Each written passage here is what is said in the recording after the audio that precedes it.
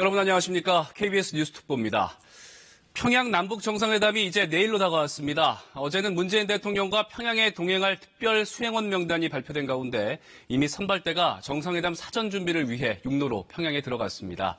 잠시 후에는 내일 정상회담의 공식 일정과 의제가 발표가 되는데요. 그전에 먼저 통일외교부의 윤진 기자와 함께 이번 평양 정상회담 전반에 대해서 이야기를 나눠보도록 하겠습니다. 윤진 기자, 이번 평양 정상회담 2박 3일의 일정인데 어떤 것들이 포함이 될까요?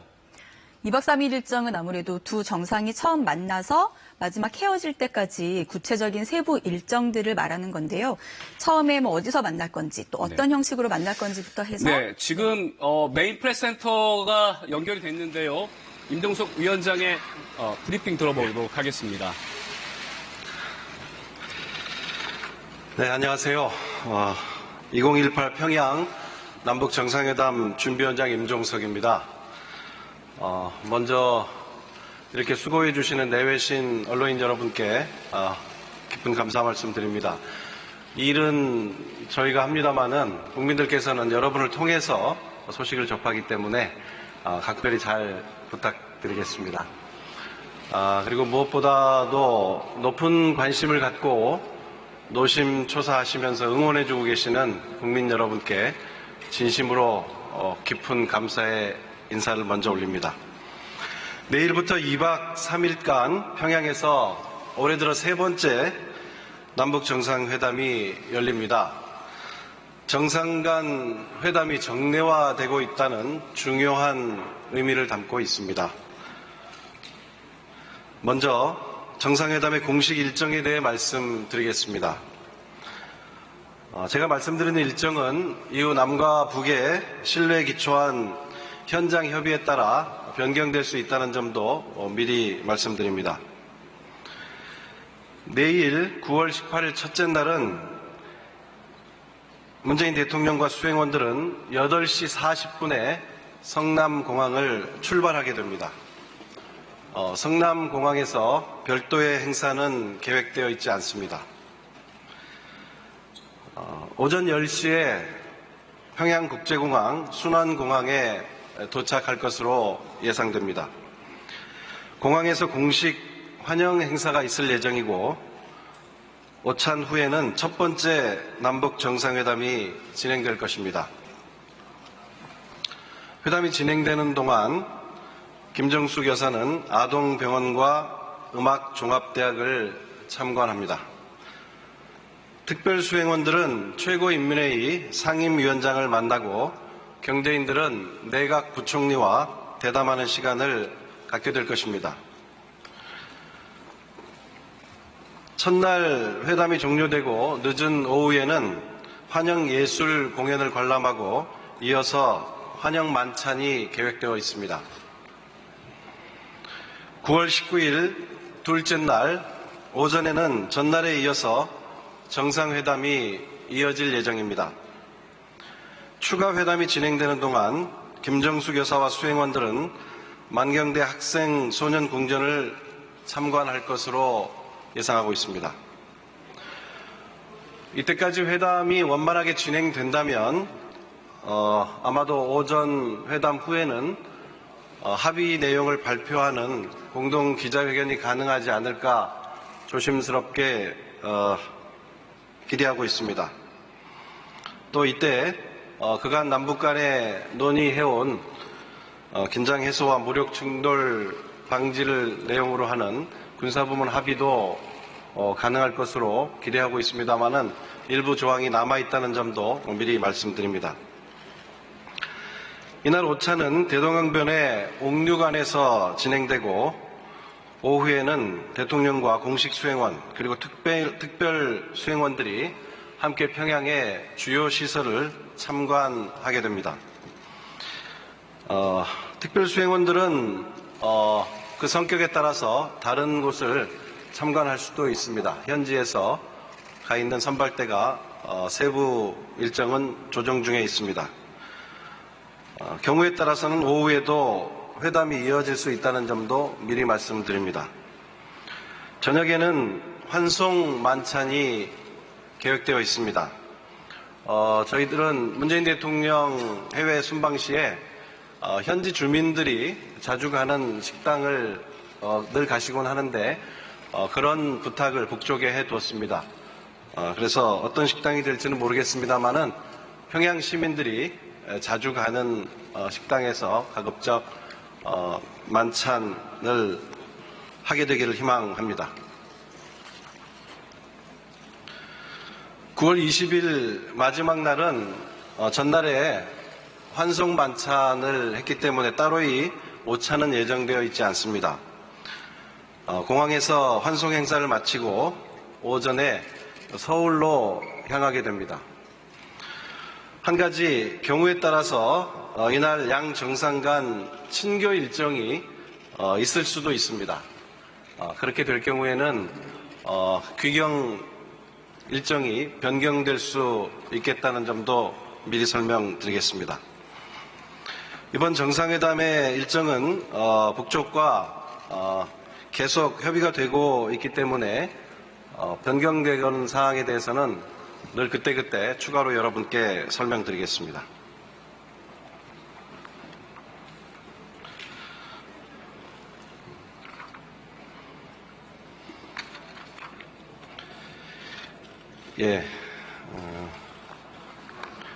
이어서 이번 정상회담의 의제에 대해서 간략하게 설명드리겠습니다. 첫째는 남북관계를 개선 발전시켜 나가는 것입니다. 여기서 가장 중요한 것은 이미 합의된 판문점 선언입니다. 기준이 되는 것은 판문점 선언의 이행 상황을 남북 정상이 함께 확인하고 그간의 성과를 바탕으로 앞으로 지속 가능한 구체적 발전 방향을 논의하게 될 것입니다. 둘째는 비핵화를 위한 북미 대화를 중재하고 촉진하는 일입니다. 북미가 새로운 평화적 관계 설정을 위한 진정성 있는 대화를 조속히 재개해서 북한의 진전된 비핵화와 미국에 상응하는 조치가 추진될 수 있도록 노력할 것입니다. 마지막으로 남북 간의 군사적 긴장과 전쟁의 위협을 종식시키는 것입니다. 남북 간 군사적 긴장 완화와 신뢰 구축을 위한 포괄적 합의를 추진하고 있습니다. 군사적 충돌 가능성을 근원적으로 해소하고 실질적인 평화 정착의 여건을 마련해 나가기 위해 노력할 것입니다. 한 가지만 첨언하자면 이산 가족의 고통을 근원적으로 해소하는 방안에 대해서도 심도 있게 별도로 논의할 예정입니다. 이렇게 간략히 일정과 의제에 대해서 설명을 드리고요. 제가 생각하는 이번 평양 정상회담의 특징을 세 가지만 간략히 말씀드릴까 합니다. 첫 번째는 생방송이 일부 이루어진다는 점입니다. 제가 알기로 평양에서 이루어진 어떤 행사도 생방송이 진행된 적은 없었던 것으로 알고 있습니다. 저희 윤영찬 소통수석이 워낙 중요성을 강조해서 저희가 제안할 때도 받아들여질 것으로는 사실 전혀 기대를 하지 못했습니다. 다만 어느 정도 일정이 생방송으로 진행될 수 있을지 이것은 실무 논의가 진행돼야 하고요. 저희들로서는 평양 순환공항에 내려서 환영 행사부터 중요한 일정들은 생방송이 될 수 있기를 희망하고 있습니다. 어제 중계차 5대와 2개의 팀이 이미 평양으로 올라갔고요. 조선중앙방송과 아마 협력 체계로 일을 진행해야 하기 때문에 어느 정도 일정을 소화할 수 있을지 지금은 말씀드리기 어렵습니다. 또 한 가지는 이번 정상회담이 정상 간의 직접적이고 실질적인 대화에 모든 무게가 두어져 있다는 점입니다. 간략하게 2000년, 2007년과 비교해서 말씀드리면 그때는 두 번 다 첫날은 김영남 최고인민회의 상임위원장이 회담을 하고 둘째 날 김정일 위원장과 회담이 있었습니다. 이번에는 벌써 세 번째 회담이고 일체의 그런 형식적인 절차를 걷고 첫날부터 곧바로 두 정상 간의 회담으로 이어진다는 점이 다르다고 할 수 있겠습니다. 이것은 앞으로 회담에서도 의미를 갖는 것이어서 중요한 차이라고 보고 있습니다. 이제 세 번째 좀 어려운 점이 의제입니다. 남북관계 발전과 군사적 긴장 완화 부분은 제가 이미 말씀드렸고요. 군사적 긴장 완화도 구체적이고 실질적인 합의가 타결이 된다면 이것은 그 자체로 전쟁 위험을 제거하고 무력 충돌의 위험을 결정적으로 줄일 뿐만 아니라 이후 이루어질 한반도 비핵화를 촉진하는 데도 아주 의미가 크다고 할 수 있겠습니다. 결국 이번 회담의 마지막 중요한 특징은 비핵화 의제가 들어 있다는 점입니다. 저희가 이제 익숙해지다 보니까 좀 어찌 보면 둔감해진달까요? 그런 게 있는데 과거에 남북 간에는 비핵화가 특히 정상 간 의제로 올라온 적은 없었습니다. 아시다시피 2000년 정상회담 때는 비핵화 의제가 이렇게 올라오기 전이었고요. 2007년 노무현 대통령 방북 때에는 이미 육자회담을 통해서 비핵화 의제가 합의된 이후에 남북 간의 실질 의제에 의한 회담이었던 반면에 이번에는 이 비핵화라는 무거운 의제가 정상회담을 누르고 있다고 해야 할까요? 이 대목이 이번 회담이 저희가 매우 조심스럽고 어렵고 또 어떠한 낙관적인 전망도 하기 어려운 점입니다. 사실 얼마 전까지만 해도 이 비핵화 의제는 북미 간의 의제로 다루어지고 저희가 비핵화 문제에 대해서 의제를 꺼내는 데 대해서 북한도 미국도 달가워하지 않는 상황이었습니다. 그러나 지금은 비핵화 의제가 매우 중요한 중심 의제가 되어 있고 마치 정상회담에서 이 부분에 굉장한 성과를 내야 되는 것처럼 이런 기대감들이 있습니다마는 매우 제한적입니다. 그리고 이 부분은 실무적인 차원에서 사실 논의할 수가 없는 의제고 또 논의를 해도 합의에 이를 수 없는 것이어서 두 정상 간에 얼마나 진솔한 대화가 이루어지나에 따라서 비핵화에 대한 구체적 진전에 대한 어떤 합의가 나올지 또 그러한 내용이 합의문에 담길 수 있을지 아니면 합의문이 아니면 구두 합의가 이루어져서 발표될 수 있을지 이 모든 부분이 저희들로서는 이 블랭크입니다. 그래서 이것은 아까 제가 이번 정상회담이 양 정상 간의 대화에 모든 무게가 두어져 있다고 한 점도 바로 이러한 어려운 점 때문에 말씀을 드렸던 것입니다. 네, 이 정도 설명드리고 혹시 질문 있으시면 몇 가지 받도록 하겠습니다. 네, 지금까지 비서실장의 브리핑이 있었고요. 추가로 몇 가지만 말씀드리면 세계 마술올림픽 최연소 심사위원인 마술사 최현우 씨 그리고 지난 5월 평양예술단에 참가했었던 가수 알리 씨께서 특별수행원으로 포함됐다는 점 추가로 말씀을 드립니다. 자, 그럼 질문을 받도록 하겠습니다. 손을 들어주시고요. 소속과 이름을 밝혀주시면 감사하겠습니다. 네, 우리 머니투데이의 김성희 기자 질문해 주시죠. 일어나시면 마이크 전달될 겁니다. 네, 머니투데이 김성희 기자입니다.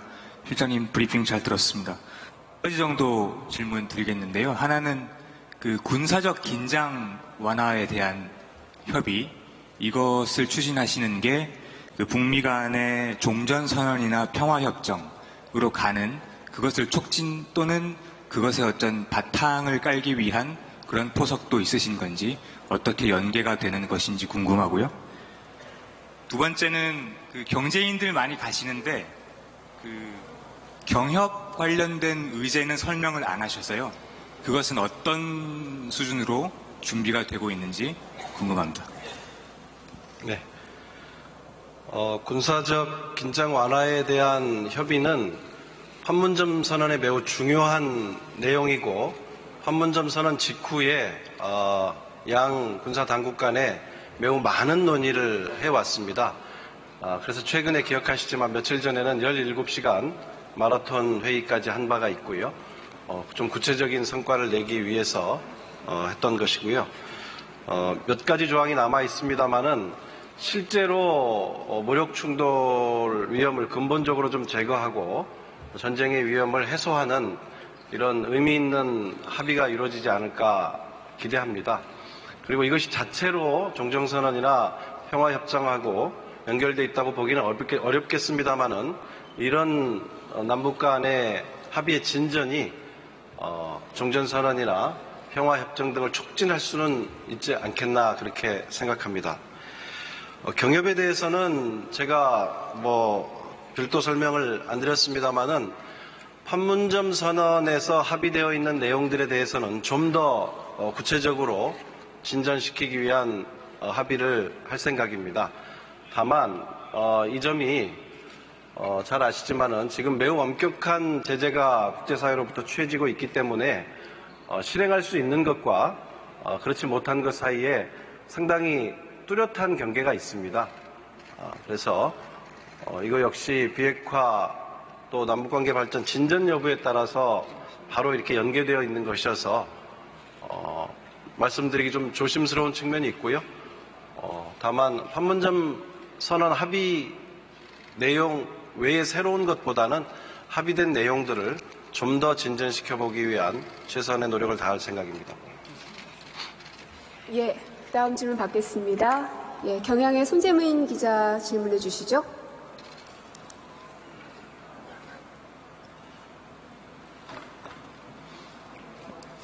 예, 의제를 설명하시면서 남북 관계 비핵화, 남북 군사적 긴장 완화 순서로 말씀하셨는데요. 며칠 전에 대통령도 원로자문단 회의에서 이제 그 순서로 말씀하셨던 것 같은데, 이 의제 순서가 곧 그 합의문에 반영될 그런 순서를 의미하는지 여쭙고 싶고요. 그리고 비핵화와 관련해서 북한은 이제 선 종전선언, 후 비핵화 조치, 그리고 미국은 선 비핵화 조치, 그리고 후 종전선언, 이렇게 이제 입장이 완전히 이제 배치가 되는데요. 대통령이 이번에 가셔서 어떤 이 양측에 이제 배치되는 요구를 중재안을 들고 가시는 건지, 가령 동시행동 원칙으로 하자라든지 그런 것들에 대해서 좀 말씀해 주시면 좋겠습니다. 네, 세 가지 의제를 말씀드렸는데 말씀드린 의제의 순서가 합의문의 순서다라고 말씀드리긴 어렵습니다. 저희가 실무적으로 논의할 수 있는 선에서는 여러 가지 논의를 진행했습니다마는 중요한 부분들이 정상 간의 대화에 숙제로 남아 있고 또 순서는 지금은 제가 뭐라고 말씀드릴 수 없습니다. 그러나 말씀드린 순서가 합의문에 담긴 순서는 아닙니다. 비핵화 의제 역시 제가 이미 많은 의제들이 언론지상에 보도되고 있고 그런데 이거 역시 제가 지금 어떤 이야기도 드리기가 조심스럽습니다. 개별적인 의견을 묻는다면야 많은 말씀 드릴 수 있겠습니다만은 정상회담에서 어느 수준에서 논의가 될 수 있을지 그건 제가 코멘트하기가 참 어렵습니다. 저희들로서는 다만 충분히 두 정상 간의 진솔한 대화가 이루어지기를 기대하는 것입니다. 그 과정에서 어떤 합의가 나올 수도 있고 조금 더 공감대가 확대될 수도 있고 또 그렇게 나눈 대화가 어느 정도로 우리 국민들에게 또 국제사회에 공표될 수 있을지 그것은 봐야 할 것 같습니다. 저희가 이번 회담에 조금 조심스럽고 무거운 이유입니다. 네, 질문 또 받겠습니다. 네, YTN의 신호 기자 질문해 주시죠.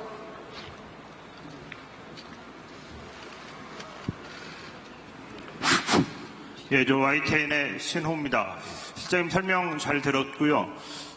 지금 비핵화 의제 관련해서 이제 말씀을 하실 때 상당히 조심스러운 이제 전망을 내놓으셨는데 대통령께서도 여러 차례 이제 비핵화 문제에 대해서 논의하겠다고 말씀하셨고요. 또 지난주에는 이제 구체적으로 여기에서 이제 현재 핵을 폐기하는 단계로 나아가야 된다 이렇게 아주 구체적인 말씀을 하셨거든요. 그래서 남북 정상회담에서 김정은 위원장과 만나서 얘기할 때 이 바로 구체적인 부분에 대해서 직접적으로 얘기를 하거나 요청을 하거나 요구를 하실 것인지 그 부분에 대해서도 궁금하고요. 왜냐하면 이건 바로 이제 그 미국이 요구하는 핵 리스트하고도 연결되는 부분이기 때문에 아주 중요하다고 생각합니다. 그래서 이 부분에서 성과가 있을 것으로 기대하시는지 그 부분이 궁금하고, 그리고 두 번째로 일정 관련한 질문인데요. 이제 문재인 대통령이 평양에 도착했을 때 그 공항에서 첫 장면이 김정은 위원장과 만나게 되는 그런 장면을 저희가 기대할 수 있을 것인지 그 부분에 대해서 말씀해 주십시오. 예, 앞서 말씀드렸다시피 과거와 달리 비핵화 의제에 대해서 미국의 트럼프 대통령도 우리 문재인 대통령에게 수석 협상가 역할을 좀 해달라 이렇게 얘기를 하고, 또 북한의 김정은 위원장도 문재인 대통령의 역할을 기대하고 있는 것이 사실입니다. 그래서 이제 대통령께서 중재하고 촉진하는 역할을 하겠다 그렇게 말씀하시는 것이고요.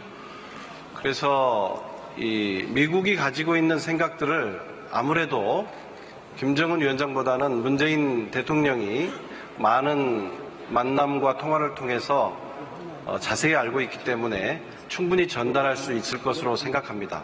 마찬가지로 김정은 위원장이 가지고 있는 생각과 또 지난번에 특사단 때 얘기 있었던 그 답답함, 여러 가지 이야기들을 좀 충분히 듣게 된다면 저희가 중재하고 촉진하는 데 상당한 역할을 할 수 있지 않을까 기대하는 것입니다. 조금 이번 정상회담이 일정상 특징적인 것은 정상회담 직후에 뉴욕 유엔 총회가 있습니다. 그곳에 곧바로 가시기 때문에 거기에서 트럼프 대통령과 양자회담이 이루어질 것으로 지금 생각하고 있습니다. 그래서 지금 질문하신 내용 관련해서 두 정상이 얼마나 솔직한 이야기를 깊이 있게 할 수 있느냐, 결국 그것은 거기에 따라서 상당한 역할 또 계기가 될 수도 있고 또 그렇지 못할 수도 있겠다 생각합니다. 공항에서 북쪽의 특성상 최고 지도자가 움직이는 일정에 대해서는 공개를 하지 않도록 이렇게 되어 있는 것이 관례여서 조심스럽긴 합니다만은 공항에서 공식 환영 행사가 계획되어 있기 때문에 김정은 위원장이 직접 영접하지 않을까 저희들은 그렇게 기대하고 있습니다. 좀 이례적이죠. 저희들도 대통령이 가시거나 또 외빈을 맞을 때, 국빈 방문 때도 공항에 가서 이제 영접하는 건 아주 드문 일인데요. 한번 두고 보시죠. 예. 네, 그리고 스틸 사진 찍으시는 분들께서는 후레쉬를 좀 자제해 주시기 바랍니다. 지금 영상으로 좀 문제들이 생겨서요. 외신에서 질문을 좀 받겠습니다. 블룸버그의 이유경 기자 질문해 주시죠. 예.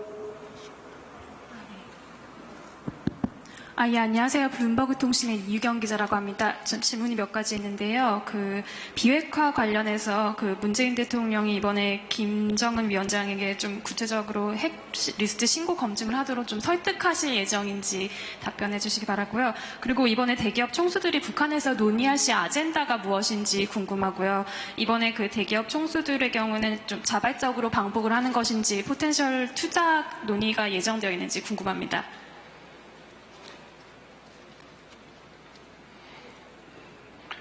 예, 비핵화 관련한 거하고 경제인들이 자발적인 방문이냐는 말씀이셨고 또 하나가 뭐였죠?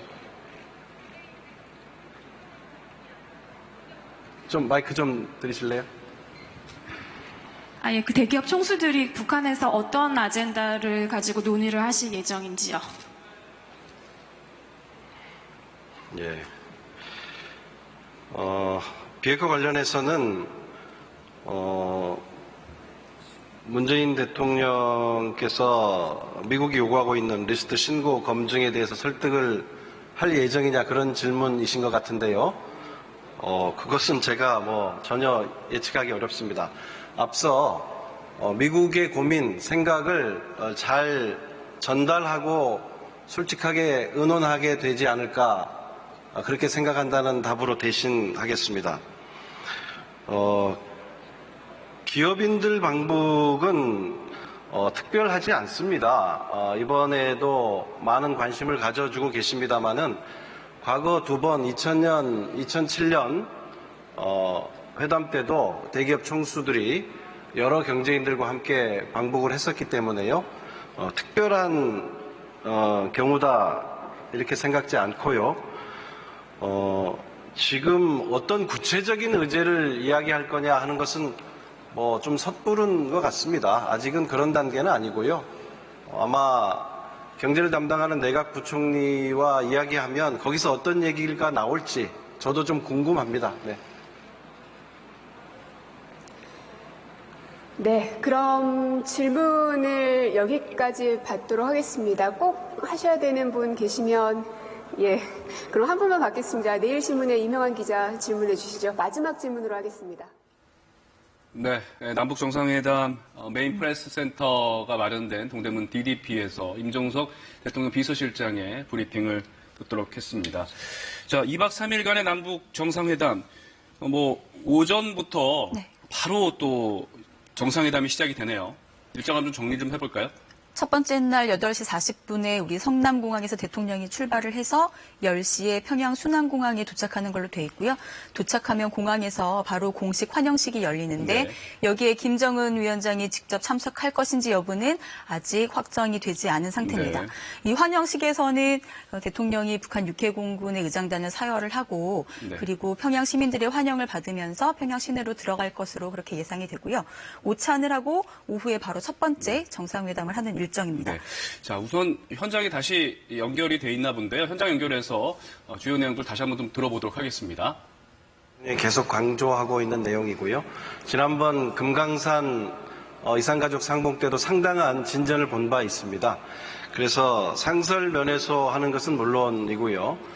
저희들은 좀 더 수시상봉 그리고 좀 전수조사를 통한 생사 확인 여러 가지 또 화상상봉 모든 종합적인 방법을 통해서 한 번이라도 더 늦기 전에 북쪽의 이산가족의 생사를 알고 여러 가지 방법으로 만날 수 있는 이런 조치들을 지금 제안하고 오는 중에 있습니다.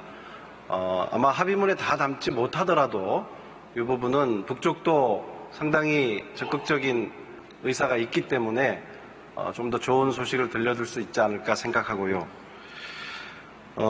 첫날, 둘째 날 정상회담이 예정이 되어 있는데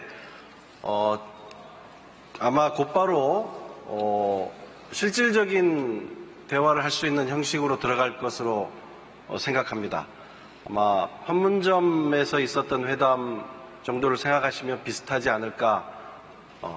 역시 최종적인 거는 일부 수정이 있을 수 있겠습니다만은 흔히 정해지고 일반 정상회담 때처럼 확대, 단독 이렇게 상투적으로 돼 있는 형식보다는 직접적이고 실질적인 대화를 하는 방식으로 이루어지리라고 생각합니다. 네, 그럼 이것으로 모든 브리핑을 마치도록 하겠습니다. 임종석 비서실장의 브리핑 마치겠습니다. 예, 언론인 여러분 정말 감사합니다. 그리고 잘 부탁드립니다. 고맙습니다.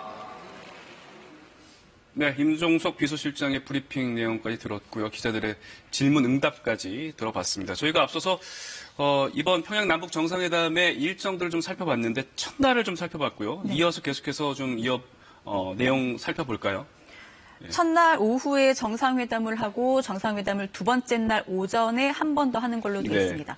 그러니까 두 차례 정상회담을 한 뒤에 이어서 여기서 두 정상 간의 합의가 가능하다면 합의문을 발표하는 기자회견을 할 예정이고요. 네. 이 합의문 발표 기자회견을 한 뒤에는 옥류관에서 오찬을 하고 이후에 주요 시설을 참관하는 오후 일정이 예정이 되어 있습니다. 네. 오전 정상회담에서 합의가 나오지 않을 경우에는 이 오후 시간에 추가 회담을 할 수 있다. 이렇게 일정이 짜여져 있습니다. 네. 저녁은 환송만찬을 할 예정인데요. 이때는 우리 대통령이 현지 주민들이 자주 가는 식당으로 예약을 해달라. 이렇게 북측에 부탁을 했다. 이런 발표가 있었습니다.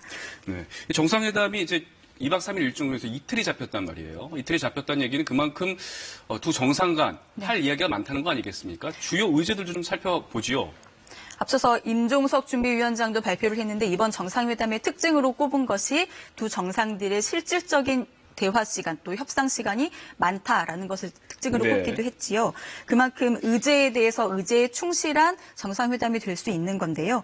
첫 번째는 남북관계 개선, 판문점 선언에서 합의를 했던 내용들이 지금까지 얼마나 추진이 됐는지. 판문점 선언을 토대로 해서 네, 그게 발전된 상황에 대해서 살펴보겠다 이런 얘기죠. 네, 앞으로 또 어떤 걸 추가해야 되는지 얘기가 되고요.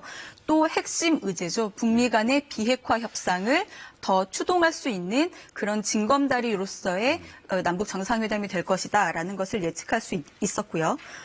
그래서 비핵화와 북한의 비핵화, 그에 따른 미국의 상응 조치에 대해서 구체적인 얘기가 오갈 것이라고 했습니다.